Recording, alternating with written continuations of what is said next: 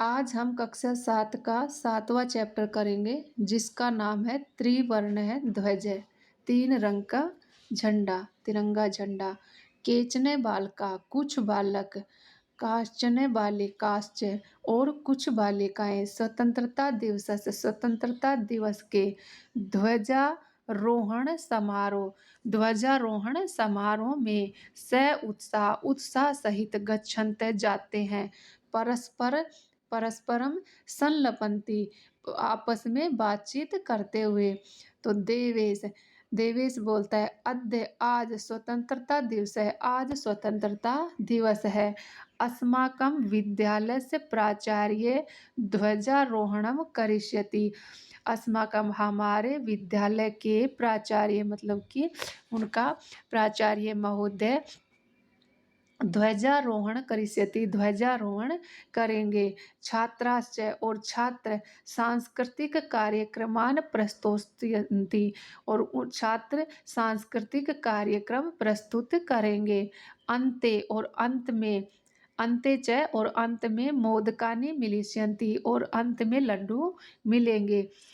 David, सूचे हे सूची, जानासी तुम, क्या तुम जानती हो? अस्माकं ध्वज कीदृशी, हमारा ध्वज किस तरह का है, कैसा है? तो सूची बोलती है अस्माकं देशस्य ध्वज त्रिवर्ण इति, हमारा देश का जो ध्वज है वह तीन रंग का है।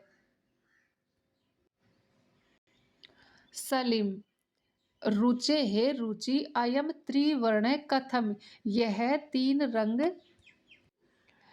सलीम, रुचे हे रुचि, अयम त्रिवर्ण कथम, यह तीन रंग का कैसा कैसा है? तो रुचि कहती है अस्मिन् ध्वजे त्रय वर्णाः सन्ति, इस ध्वज में तीन रंग हैं, अतः त्रिवर्णा, इसलिए इसको तिरंगा कहते हैं। किम त्वम एतेषां वर्णानां नामानि जानासि, क्या तुम इसके जो रंग हैं उनके नाम जानते हो? तो सलीम कहता है अरे, केसर वर्ण है, श्वेत हरित च। केसर वर्ण अर्थात केसरिया वर्ण, श्वेत सफेद और हरा, एते त्रय वर्णा, इस प्रकार ये तीन रंग हैं। तो देवेश कहता है अस्माकं ध्वजे एते त्रय वर्णा किम सूचयन्ति, अस्माकं ध्वजे, हमारे देश का ये ध्वज, एते त्रय वर्णा, ये तीन जो वर्ण है, किम सूचयन्ति, क्या सूचित करते हैं? सरलार्थ, कुछ बालक और कुछ बालिकाएं स्वतंत्रता दिवस के ध्वजारोहण समारोह में जाते हुए आपस में वार्तालाप करते हैं। तो देवेश कहता है आज स्वतंत्रता दिवस है, हमारे विद्यालय के प्रधानाध्यापक ध्वजारोहण करेंगे और छात्र सांस्कृतिक कार्यक्रम प्रस्तुत करेंगे और अंत में लड्डू मिलेंगे। तो डेविड कहता है सूची, हे सूची, क्या तुम जानती हो हमारा झंडा कैसा है? तो सूची कहती है हमारे देश का झंडा तीन रंग का अर्थात तिरंगा है। तो सलीम कहता है रुचि, यह तिरंगा कैसा है? तो रुचि कहती है इस झंडे में तीन रंग हैं इसलिए तिरंगा है, क्या तुम इन रंगों के नाम जानते हो? तो सलीम कहता है अरे, केसरिया रंग, सफेद और हरा, ये तीन रंग हैं। तो देवेश कहता है हमारे झंडे में ये तीन रंग क्या सूचित करते हैं? तो सलीम कहता है सुनो सुनो, केसर वर्ण सोरियस, जो ये अपना केसर वर्ण सोरियस, जो अपना केसरिया रंग है वो सूर्य का, श्वेत सत्यस्य, और सफेद रंग सत्य का, हरितश्च समृद्धि सूचका, और जो हरा रंग है वो समृद्धि का सूचक सूचक संति है।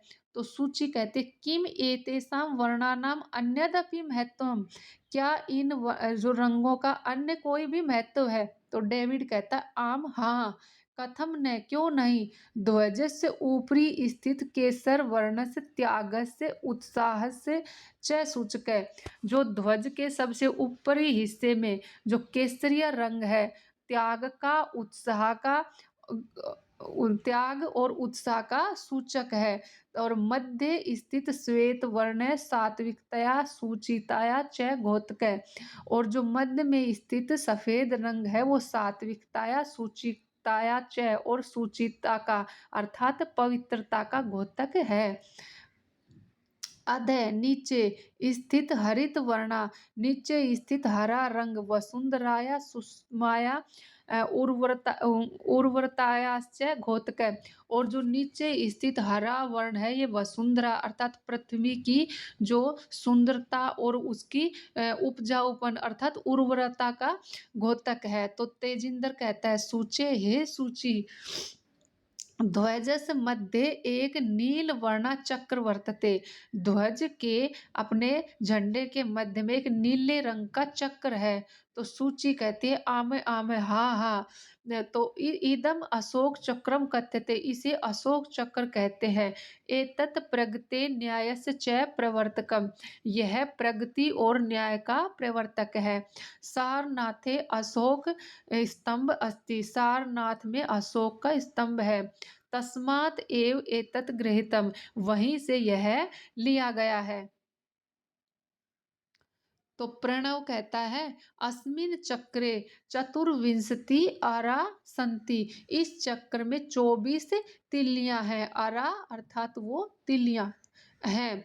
मेरी भारतस्य संविधान सभाया, भारत की संविधान सभा में 22 जुलाई 1947 तमे वर्षे 22 जुलाई 1947 को समग्रताया संपूर्ण रूप से अस्य इसको ध्वजस्य स्वीकरणम जातम, इसको ध्वज के रूप में अर्थात अपने झंडे के रूप में स्वीकार किया गया।